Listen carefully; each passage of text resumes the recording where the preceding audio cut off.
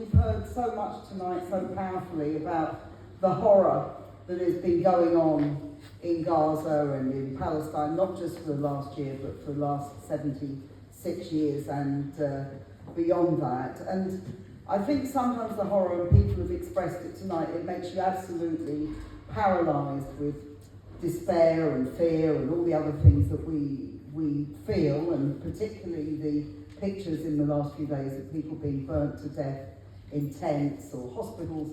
Remember a year ago when we were told that the hospital that was bombed must have been from an Islamic Jihad rocket. Now they've bombed every single hospital in Gaza, and in Lebanon they've been bombing hospitals and anywhere else that they can. In Lebanon they're also bombing UN peacekeepers. I mean, you really can't make this up. They're shooting at UN peacekeepers. They're telling them to get out of the way so that Israel can conduct its war against not just Hezbollah, against the Lebanese people. Now, they obviously don't quite understand the term peacekeeper, because they're not meant to get out of the way, they're meant to try and stop any conflict between the two sides. So we have a horrific situation, a situation where it is getting much, much worse, and where the escalation that we feared for the last year is already happening and may well escalate much, much further. And we have a government which is completely involved in this whole process with Israel, which defends Israel all the time. Only yesterday, a man called Hamish Falconer, I don't know if you've heard of him, he had the great good fortune to be the son of Lord Falconer, who was one of the closest friends and flatmates of Tony Blair, supported the illegal war in Iraq and told us all it was legal. Well, Hamish has done very well for himself and is now the MP for Lincoln. I don't know what they've quite done to deserve that, but he's also straight away became the Minister for the Middle East and North Africa. And what he said yesterday, Iran seeks to escalate the incredibly dangerous situation in the Middle East.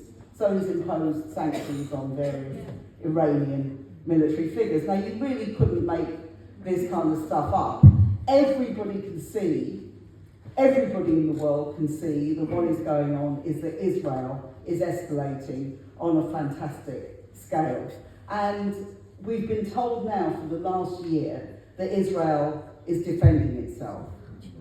That is one of the biggest lies that is being told. It is bombing Lebanon, it wants to bomb Iran, Syria, Yemen, the West Bank and Gaza.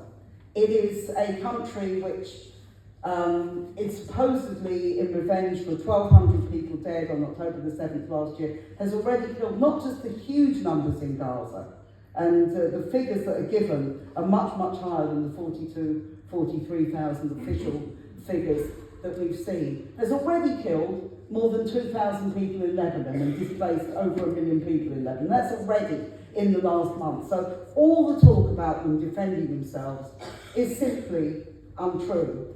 We're also told, again, if you listen to the BBC, which I know a lot of people very sensibly have given up doing, because it's very bad for your health, especially early in the morning when you get overexcited about things. But every morning you hear that Hezbollah is firing rockets into Israel.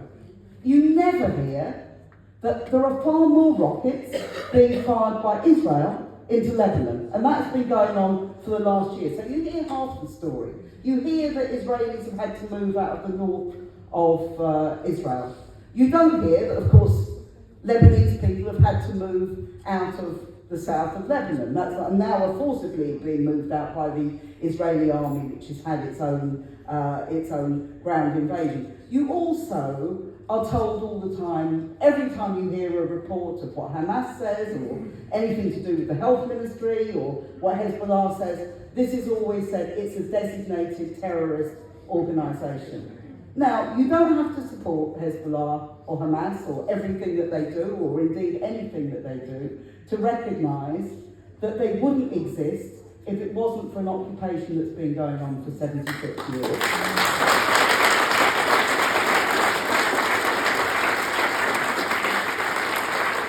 You wouldn't also also know that a number of speakers tonight have referred to, Cyprus, they were accused of terrorism in the 1950s when they wanted independence from the British Empire. Mozambique, Angola, they were accused of terrorism. Zimbabwe, South Africa, all of them, these were all people who were designated terrorist organisations and who now are not regarded in that kind of way at all. And that tells you that terrorism is an easy label to put on all these things, but it doesn't explain what is going on in the world. It doesn't explain why it wasn't begun on October the 7th, and it doesn't explain why it is that in certain circumstances people, and of course in Ireland, which is the oldest colony, was the oldest colony of Britain, it doesn't explain any of these things without looking at the wider picture and without looking at the injustice that has been created over those years as a result of oppression, colonialism, imperialism, and all the other things that we know are very, very much alive and well in the Middle East. So the amazing thing is, after all that, after the onslaught, after the bipartisan approach from both the previous government and now this Labour government, which has been absolutely shameful really, its support for Israel and continues to be, it's amazing that public opinion here is so good, and it is very good. If you look at the figures that are given for people, the majority of people in this country want a ceasefire in Gaza. The majority of people in this country want us to stop arming Israel. The majority of people do not like what our government is doing over Israel. And it's very easy to see why. Whatever you might think, and a lot of people are deliberately not told all the things that you could be told about what is going on in the Middle East, but whatever they think about it, they can see when a group of people are being oppressed and they can see who the oppressors are. And when they see the sophisticated weaponry that Israel uses time and again to target and assassinate people, to do all the things that they do, paid for by Britain, by the United States, by all their allies, then people know which side they are on. It's a very, very basic instinct, I think, for millions of people in this country and around the world to side with people that they see being treated so badly and in such a terrible way. So it's important that we understand that despite what they've managed to do, our government hasn't succeeded in winning that argument.